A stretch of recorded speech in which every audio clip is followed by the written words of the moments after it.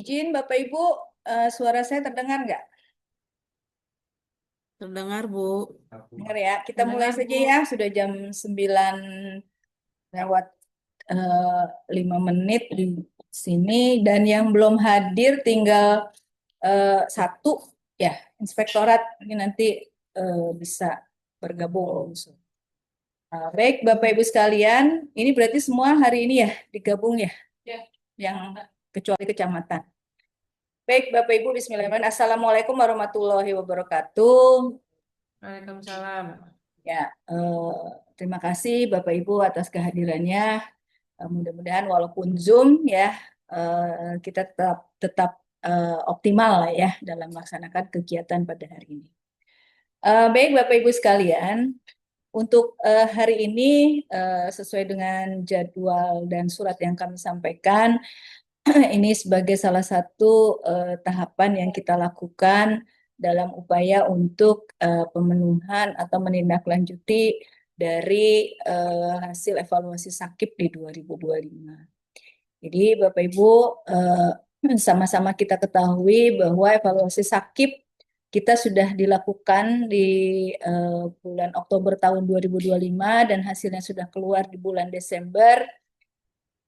Jadi walaupun secara nilai kita tetap kita naik ya, mengalami kenaikan walaupun sedikit, karena sedikit ini juga ternyata sulit dan kita juga masih beruntung, artinya bisa naik ya. Ada beberapa pemerintah kabupaten kota juga yang mengalami penurunan. Nah, namun kenaikan tersebut belum mencukupi untuk kenaikan kategori kita menjadi A. Ya, sebagaimana diketahui bahwa target kategori SAKIP A itu merupakan salah satu indikator kinerja tingkat kota. Nah, untuk tahun ini alhamdulillahnya Kemenpan supporting, artinya Kota Bogor ini sebagai salah satu kandidat yang akan dipromosikan untuk naik kategori sakitnya menjadi A dengan beberapa catatan dari mereka gitu. Artinya ada komitmen dari kita. Kami juga sudah dipanggil kemarin ke provinsi bahwa kita komit memang kita akan meningkatkan implementasi sakit kita. Nah, ini kan tentunya juga tidak hanya dari kami bagian organisasi, tapi tergantung juga kepada Bapak Ibu sekalian. Nah, Bapak Ibu, SAKIP itu terdiri dari ada 4 komponen, ada pengukuran, ada perencanaan, pengukuran, pelaporan, dan evaluasi internal. Masing-masing hasil evaluasi ada catatannya, ada rekomendasi yang harus ditindaklanjuti. Untuk perencanaan, kemarin Bapak Ibu pasti sudah diundang oleh Bu Agnes ya, Bu Sekban, oleh Bapak Prida, dan sudah diberikan, kayaknya udah diberikan PR-nya lumayan banyak. Kalau saya lihat tadi kami juga lingkup Setda hari ini mau dibahas, ada beberapa kertas kerja yang harus dipenuhi. Bukan apa-apa, itu memang permintaan dari Kemenpan. Gitu. Dari aspek perencanaan itu perbaikan yang harus kita lakukan. Jadi mohon kerjasama Bapak Ibu juga untuk memenuhi apa yang diminta oleh Baprida, karena itu bagian dari SAKIP kita secara keseluruhan. Pengukuran ini masih kita bahas mengenai tools dan mengenai mekanismenya. Nanti mungkin juga nanti akan ada informasi ke Bapak Ibu sekalian ya berkaitan dengan tindak lanjut yang harus kita lakukan dari sisi pengukuran. Nah, untuk evaluasi saya skip pelaporannya, untuk sisi evaluasi internal itu nanti akan ditindaklanjuti oleh inspektorat, gitu ya. Oleh inspektorat, nanti mungkin menyusul ada agenda juga yang akan dilakukan oleh inspektorat. Nah, untuk komponen pelaporan, PIC atau penanggung jawabnya adalah kami, ya, dari bagian organisasi. Pelaporan di sini ada 2, Bapak Ibu sekalian. Ada laporan kinerja LKIP-nya tingkat kota dan LKIP-nya Bapak Ibu di perangkat daerah. Kemarin sama-sama sudah disubmit juga ya ke ISR ya laporannya, dua jenis laporan tersebut. Untuk kedua laporan tersebut saat ini sedang proses untuk perbaikan-perbaikan. Nah, Bapak Ibu, info dari Kemenpan bahwa proses evaluasi SAKIP yang biasanya dilakukan seperti tahun lalu Oktober gitu ya, September, Oktober, itu tahun ini akan dimajukan jadwalnya menjadi sekitar bulan akhir Juni atau Juli. Nah, artinya ini juga waktu kita untuk persiapan juga semakin singkat. Gitu. Nah, Mei bulan berapa hari minggu depan ya, berarti Mei tanggalnya belum diinfokan ke kami, mereka sudah mulai melakukan proses praevaluasi. Praevaluasi ini adalah evaluasi yang mereka lakukan terhadap dokumen-dokumen yang sudah kita sampaikan. Di antaranya adalah LKIP Bapak Ibu dari perangkat daerah. Nah, walaupun mereka sedang akan melakukan proses evaluasi, ini proses perbaikan dimungkinkan untuk kita lakukan terus. Nah, makanya untuk hari ini kami undang Bapak Ibu melalui Zoom ini untuk coba kita sampaikan. Kami sudah melakukan verifikasi terhadap laporan Bapak Ibu semua. Nah, ada beberapa catatan nanti kami akan sampaikan perbaikannya harus seperti apa gitu ya. Nah, nanti harapannya di minggu depan ya, di Senin ya. Di Senin itu sudah dikumpulkan kembali, disampaikan kembali hasil perbaikannya. Nah, kalau bisa ini ada share ini ya, share screen nggak? Nah, kalau Bapak Ibu melihat ya, untuk komponen pelaporan ini bobotnya 15%. Jadi memang ini bobot yang paling kecil ya kalau nggak salah di komponen sakit. Tapi artinya bukan juga kita biarin aja bobotnya kecil, kita nggak usah juga. Ternyata kan tidak bisa seperti itu. Karena semua masing-masing juga ada target capaiannya yang sudah ditetapkan di dalam dokumen perencanaan. Nah, untuk 2024 capaian nilai komponen pelaporan itu 11,49. Sedangkan di tahun 2025 naiknya 0,1 ya. Nah, ini juga naiknya sudah susah payah lah seperti itu. Nah, di target yang sudah ditetapkan untuk di Renstra itu 12 ya. Nah, Iya, 12. 12 kan? Nah, 12 berarti sebenarnya masih cukup lumayan jauh ya, 0,41 ya, 0,41. Tapi mudah-mudahan ini bisa kita capai ya, Bapak Ibu sekalian. Nah, tadi catatannya adalah oh loading. Oh gitu.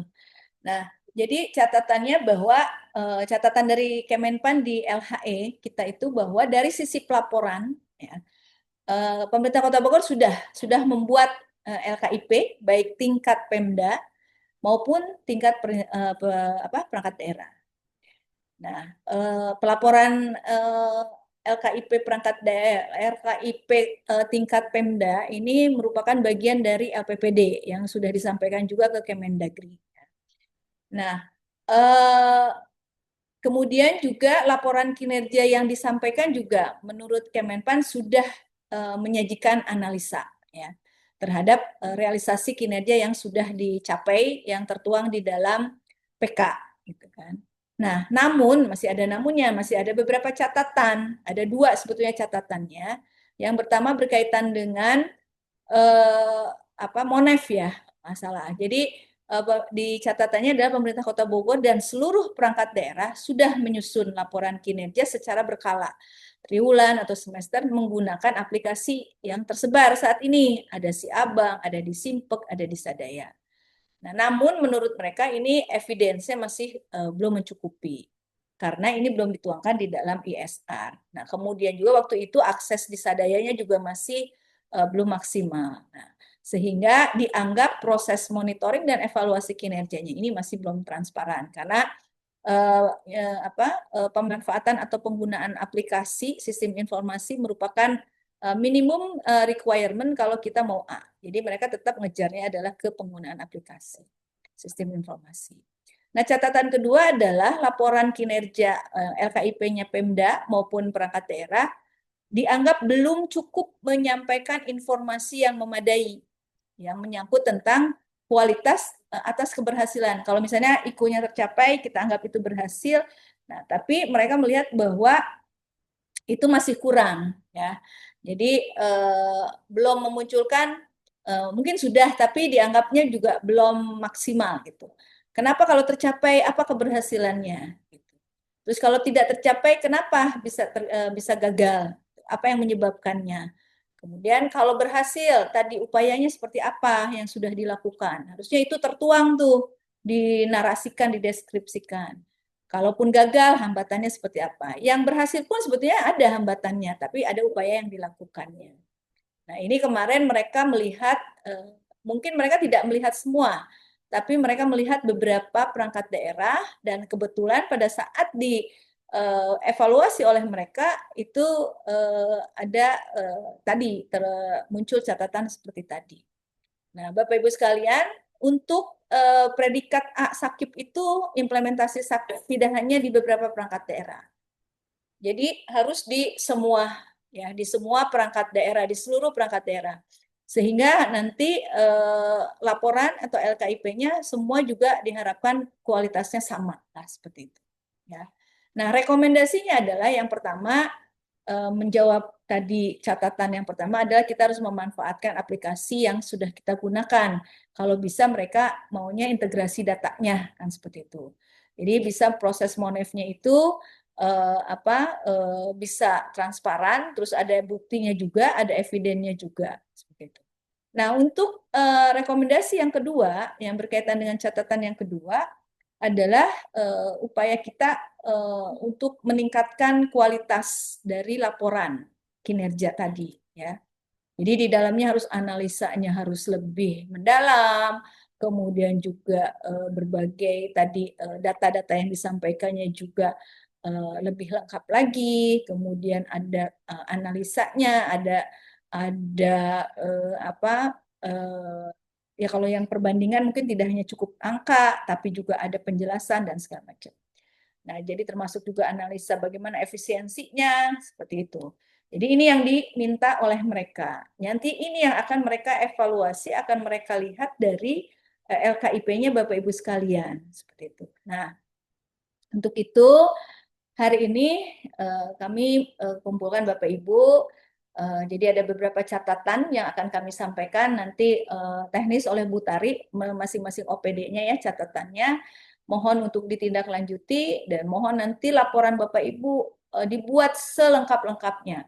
Data yang disampaikannya komplit gitu ya, update, kemudian juga analisa-analisanya juga itu lebih tajam lagi. Itu Bapak Ibu sebagai pengantar yang kami sampaikan. Nanti selanjutnya dipandu oleh Bu Tari ya berkaitan dengan hasil sementara kami verifikasi awal. Karena nanti setelah ini diverifikasi, Bapak Ibu tindak lanjut perbaikan. Nanti hasil perbaikan kami coba minta juga direview oleh tenaga ahli. Jadi nanti akan disampaikan juga seperti apa catatannya. Demikian yang bisa saya sampaikan sementara. Untuk selanjutnya, mangga Bu Tarik dilanjut. Pindahin ke situ suaranya soalnya nggak. Waalaikumsalam.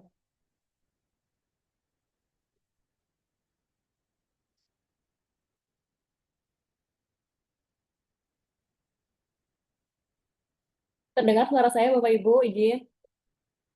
Kedengaran Ya, Teh Tari. Bu. Ya, mana ini ulang dulu.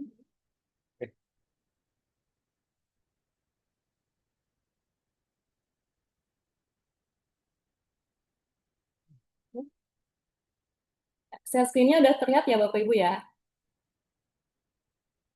Sama dengan yang tadi Teh Sari apa Oh ya. berbeda?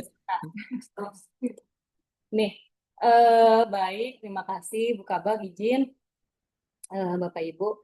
Jadi menindaklanjuti tadi hasil evaluasi sakit. Bentar. Hmm.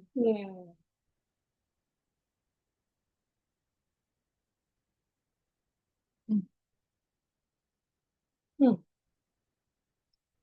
Jadi menindaklanjuti hasil evaluasi sakit aspek laporan, kita bagian organisasi menyusun format laporan kinerja perangkat daerah. Nah, Bapak Ibu sudah menyampaikan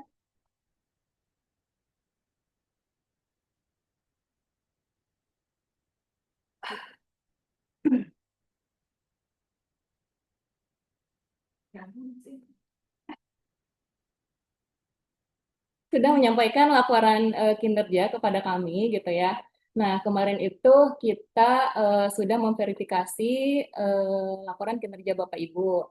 Nah, kita juga mencoba untuk menyusun format laporan kinerja ya, panduan latih perangkat daerah. Nah, supaya template-nya sama gitu ya.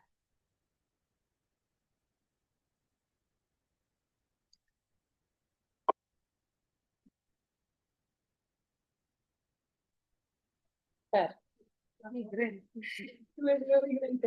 Nah, enggak Bu, enggak apa-apa. Nah, izin, jadi kemarin itu kita tindak lanjutnya itu kita mencoba menyusun draft pedoman evaluasi, pedoman penyusunan pelaporan perangkat daerah. Nah, dari ini kita coba buatkan template dari bab 1, 2, 3, 4 gitu ya, berdasarkan Permenpan 53 tahun 2024. Nah, di Permenpan 53 ini sebetulnya sudah ada panduannya, cuman tidak terlalu detail gitu ya Bapak Ibu. Nah, kami coba untuk menyamakan template-nya gitu ya dari bab 1 pendahuluan, kemudian bab 2 perencanaan, pengukuran, kemudian kesimpulan. Nah, dari mulai bab 1 pendahuluan ada latar belakang. Yang pertama, latar belakang itu menyajikan penjelasan umum organisasi. Nah, yang kedua, menjelaskan maksud dan tujuan penyusunan laporan kerja tersebut. Nah, kemudian yang ketiga, struktur organisasi. Nah, kemarin itu beberapa perangkat daerah menyajikan gitu ya struktur organisasinya, masih banyak yang data yang lama gitu, masih banyak perwal yang lama. Nah, kami sampaikan link drive untuk perwali, baik terkait perwali SOTK maupun tugas dan fungsinya. Nah, Bapak Ibu cukup screenshot bagian SOTK-nya saja. Nah, kalau kemarin tuh banyak perangkat daerah yang di ini gitu ya, detail dari mulai kepala kepala dinas sampai dengan kasih-kasihnya gitu, dan tusinya semua dimasukin. Tidak usah seperti itu. Jadi Bapak Ibu cukup meng-screenshot bagian SLTK-nya ini aja. Gitu ya. Jadi cukup ini aja, nggak usah banyak-banyak. Nah, kemudian selanjutnya SDM. Nah, SDM ini Bapak Ibu menyajikan biasanya ada data kepegawaian gitu ya, data kepegawaian, berapa jumlah pegawainya, kemudian pendidikannya gitu ya, dari mulai SLTA mungkin S1, S2 gitu ya, berapa jumlah. Nah, itu yang keempat. Kemudian isu strategis. Nah, isu strategis ini menyampaikan isu strategis dari apa yang tertuang di Rensra gitu ya. Nah, Rensranya adalah Rensra RPD yang tahun 2005-2026. Nah, kemudian selanjutnya cascading kinerja. Jadi mohon Bapak Ibu menyajikan juga cascading kinerja berdasarkan Renstra 2025-2026 gitu ya. Nah, kemarin masih ada beberapa perangkat daerah yang menyajikan atau belum menyampaikan cascading. Terus ada juga yang cascadingnya masih yang lama atau yang baru gitu ya, 2025-2030. Nah, yang disampaikan karena ini lakibnya berdasarkan Renstra RPD 2025-2026, kemudian kita PK-nya juga berdasarkan target 2025 yang tertuang di RPD, maka cascading kinerjanya juga sesuai Renstra RPD gitu ya. Nah, kemudian selanjutnya adalah peta proses bisnis. Nah, Bapak Ibu sampaikan juga peta proses bisnisnya. Peta proses bisnis sebetulnya untuk yang Renstra 2025-2026 belum disusun ya. Kemarin saya konsultasi koordinasi dengan Pak Ian. Jadi yang 2025-2026 berdasarkan Renstra RPD masih banyak yang belum menyusun. Nah, jadi Bapak Ibu sampaikan probis yang lama, yang Renstra 2019-2024. Nah, selain itu ada juga beberapa perangkat daerah yang sudah menyusun Probis 2026. Nah, dimasukkan saja yang sudah, kalau sudah ada update, masukkan update-annya gitu ya, yang 2026. Nah, kalau yang belum boleh menggunakan Probis yang Renstra sebelumnya gitu ya. Ini linknya kami sampaikan, takutnya Bapak Ibu mungkin lupa gitu ya filenya seperti apa. Nah, yang di screenshot adalah yang Probis utamanya. Probis utamanya seperti ini. Bisa di screenshot dari dokumen probisnya, kemudian dituangkan ke dalam dokumen laporan kinerjanya. Kemudian selanjutnya kita sampaikan tindak lanjut atas hasil evaluasi akib tahun 2025 gitu ya. Nah, kemarin Bapak Ibu kan sudah menyusun tindak lanjut, kemudian ada bukti pendukungnya gitu ya, apa yang sudah dilakukan. Mohon Bapak Ibu kalau di screenshot boleh asalkan jelas gitu ya screenshotannya. Kalau misalnya dirasa tidak jelas, dibuat lagi aja apa namanya kolomnya gitu ya tabelnya. Nah, itu bab 1.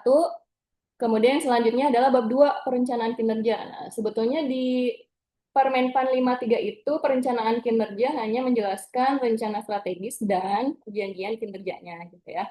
Rencana strategisnya juga Bapak Ibu tuangkan jangan terlalu detail, misalnya dari semuanya yang tabel, misalnya TC berapa ya 2.7 tidak usah. Jadi Bapak Ibu masukkan hanya dari tujuan tingkat kota, kemudian indikatornya apa, terus sasaran, indikator, tingkat kota, relasinya ke tujuan dan sasaran yang mana, kemudian turunkan ke tujuan perangkat daerahnya apa, tujuannya apa, indikator, sasaran, kemudian sampai dengan IKU.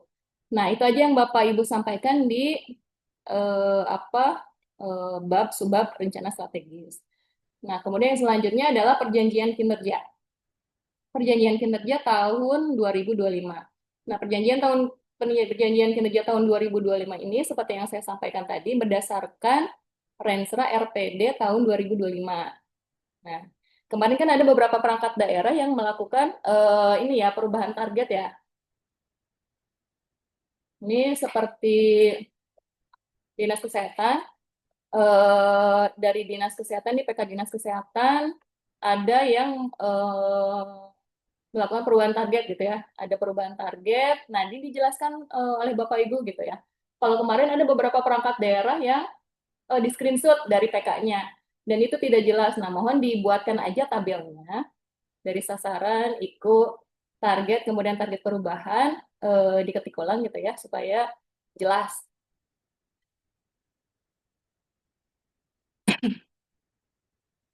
Nah, jika ada perubahan target tadi, mohon dijelaskan di situ di narasinya bahwa perubahan target dilakukan karena ada apa realisasi tahun 2024 telah melebihi target 2025 gitu di narasinya dijelaskan seperti itu.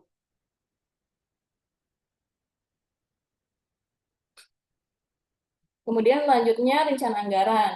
Nah, rencana anggaran tahun 2025 mohon disampaikan tidak terlalu detail ya sampai dengan sub kegiatan. Jadi Bapak Ibu hanya menyampaikan belanja saja. Saya belanja operasi, belanja modal gitu ya. Kemudian pagu murni, pagu perubahan, atau langsung di APBD perubahan juga boleh.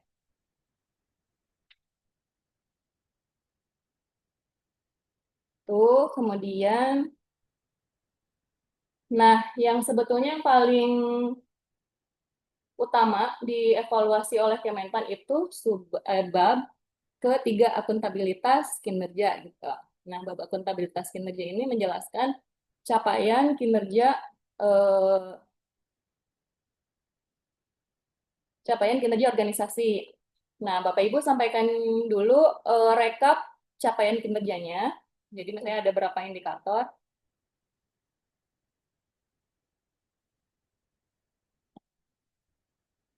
Ada berapa indikator gitu ya. Saya ada 10 indikator. Nah, semuanya dijelaskan dulu. Target, kemudian realisasi, capaiannya seperti apa si 10 indikator tersebut. Baru setelah itu Bapak Ibu jelaskan satu per indikator itu yang memuat 7 informasi berdasarkan Permenpan 53 tahun 2014. Nah, 7 informasi itu adalah membandingkan target dan realisasi tahun ini. Yang kedua, membandingkan antara realisasi kinerja tahun ini dengan tahun lalu dan beberapa tahun terakhir. Kemudian yang ketiga, membandingkan kinerja tahun ini dengan target jangka menengah. Kemudian yang keempat, membandingkan realisasi tahun ini dengan standar nasional, provinsi, atau daerah lain. Kemudian jelaskan juga penyebab tadi yang seperti disampaikan oleh Bu Kabak, penyebab keberhasilan dan kegagalan atau peningkatan dan penurunan kinerja. Selanjutnya menjelaskan analisis dan efisiensi penggunaan sumber daya dan analisis program kegiatan yang menunjang keberhasilan atau kegagalan indikator kinerja tersebut. Nah, tadi misalnya dari beberapa indikator tersebut di BKPSDM ada 2 sasaran kinerja, kemudian indikatornya ada 5 misalnya ya. Nah, dijelaskan satu-satu. Yang pertama, sasaran pertama yang sama template di seluruh perangkat daerah adalah meningkatnya akuntabilitas kinerja dan keuangan di lingkup dinas misalnya ya. Nah, indikatornya kan ada 5 ya, template sama, ada nilai sakit, kemudian ada tindak lanjut BPK, kemudian kalau nggak salah tuh kepatuhan, inovasi, dan lain sebagainya. Nah, itu dijelaskan satu-satu.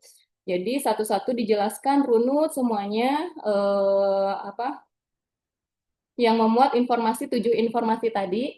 Ya, 7 informasi yang ini dimulai target, kemudian analisis program dan kegiatannya, itu dijelaskan, dinarasikan di bawah. Nah, dari tahun lalu kita tuh didampingi oleh Biro Organisasi Provinsi Jawa Barat gitu ya, dari Pak Erik. Dari Pak Erik disampaikan bahwa kita menyusun dulu infografis. Nah, si infografis ini sebetulnya hanya highlight dari informasi-informasi tadi, 7 informasi itu gitu ya. Dan harus dinarasikan lagi di bawahnya, jangan sampai apa indikatornya hanya dijelaskan oleh si infografis ini. Kan ada mungkin dari Kemenpan atau dari pihak eksternal yang melihat atau membaca laporan kinerja kita nggak paham gitu ya, maksudnya apa sih infografis ini. Nah, akhirnya selanjutnya makanya selain dibuat infografis ini, dijelaskan juga satu-satu detail si 7 informasi itu dinarasikannya di bawah. Nah, kita coba jelaskan satu-satu ya. Di sini kan ada perbandingan target dan realisasi, kemudian capaian kinerjanya ini. Kemudian perbandingan tahun ini dengan tahun sebelumnya gitu ya, 2024. Kemudian perbandingan target akhir Renstra, terus dengan rata-rata nasional. Kemudian ini efisiensi anggarannya sudah ada gitu ya, sudah tercantum berapa efisiensinya, kemudian anggarannya berapa, ini sebetulnya di infografisnya sudah tersedia. Nanti kita jelaskan lagi di bawah. Nah, ini narasi kami coba buatkan template per tadi 7 informasi tersebut. Tapi maksudnya ini tidak baku ya Bapak Ibu ya. Bapak Ibu boleh langsung adopt ini atau dikembangkan lagi atau disesuaikan lagi boleh, mangga. Yang penting si 7 informasi tadi tersedia gitu ya di dokumen lakirnya. Nah, kita menjelaskan yang pertama, misalnya untuk menjelaskan perbandingan target dan realisasi. Nah, ini kan indikator yang pertama, nilai sakit perangkat daerah. Misalnya kita jelaskan dulu, atau misalnya persentase partisipasi masyarakat dalam berolahraga atau apa gitu ya, digunakan untuk mengukur apa si indikator tersebut. Nah, kemudian jelaskan juga si nilai sakit atau indikator yang lainnya itu diukur dan dipublikasikan atau dinilai oleh siapa? Oleh internal kah? Atau misalnya dikeluarkan oleh BPS atau kementerian gitu ya. Nah, ini dijelaskan. Kemudian masuk tadi ke nilainya. Pada tahun 2025, misalnya realisasi nilai sakit mencapai berapa persen capaiannya, capaian kinerjanya, dari target berapa, kemudian realisasinya ini, kemudian dari target berapa, sehingga capaian kinerjanya berapa persen. Nah, ini untuk menjelaskan, menarasikan poin yang pertama tadi ya, perbandingan target dan realisasi. Nah, itu yang pertama. Kemudian yang kedua, perbandingan realisasi tahun ini dibandingkan dengan realisasi tahun lalu atau tahun-tahun sebelumnya.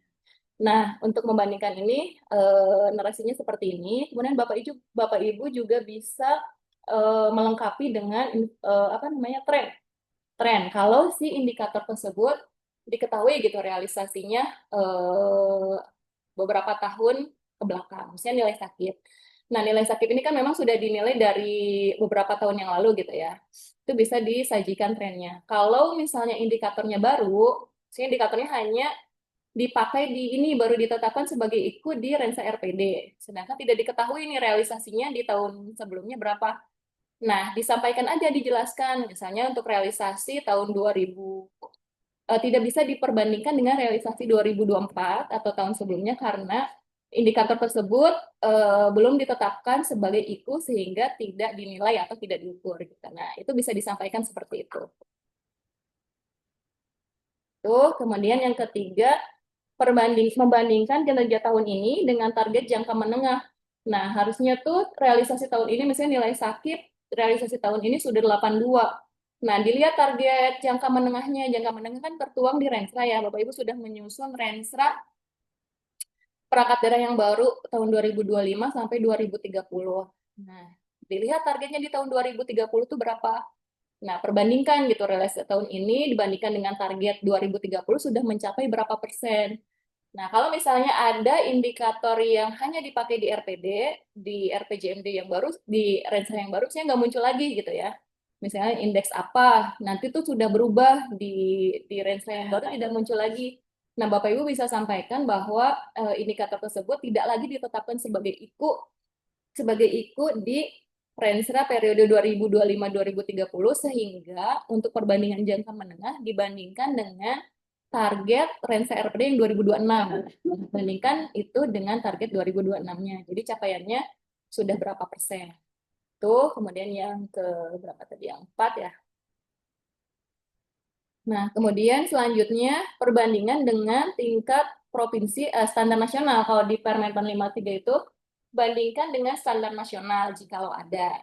Sebetulnya untuk tingkat kota, kalau tingkat perangkat daerah bisa indikator tersebut dibandingkan dengan misalnya rata-rata provinsi atau kabupaten kota yang lain gitu ya, benchmark ke daerah atau kabupaten kota yang terdekat dari kita. Misalnya bandingkan dengan Kabupaten Bogor atau bandingkan dengan Depok dan sebagainya. Nah, ada eh, namanya IKU, tapi ada IKU yang hanya digunakan di Kota Bogor. Misalnya indikator-indikator yang di kecamatan gitu ya. Nah, belum tentu juga digunakan di sebagai IKU di kabupaten kota lain. Nah, bisa disampaikan aja ini poin ininya tetap masuk, tapi dijelaskan aja di narasinya bahwa indikator tersebut hanya digunakan di Kota Bogor dan tidak bisa diperbandingkan dengan daerah atau kabupaten kota yang lain gitu ya. Karena si indikator tersebut hanya terimplementasi di Kota Bogor. Nah, itu perbandingan angka-angkanya. Nah, selanjutnya tadi seperti yang Bu Kabak sampaikan adalah faktor pendukung dan faktor penghambat. Nah, kita dinilai oleh tim Kemenpan itu masih lemah dalam menganalisis itu gitu, baik tingkat kota